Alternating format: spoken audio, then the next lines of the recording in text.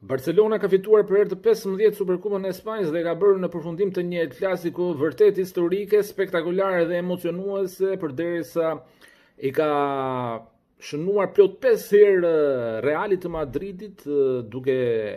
quar në 9 numrin e golave që i ka realizuar në portën e madrilenëve gjatë këtij sezoni, llogaritur edhe ato 4 që i shënoi në kampionat. Ishte vërtet një mbrëmje emocionuese në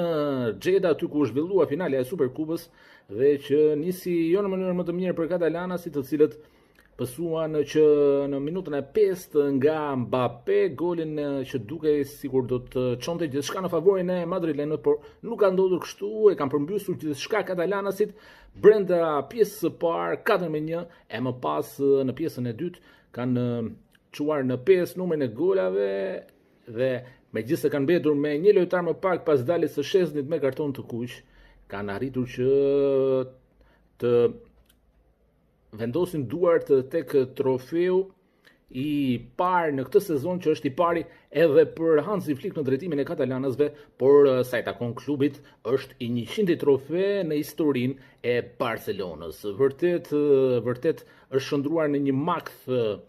Barcelona për Realin në këtë kampionat, në këtë sezon, dhe gjithçka duket se është merita jo më pak por e Hansi Flick dhe djemve të tij.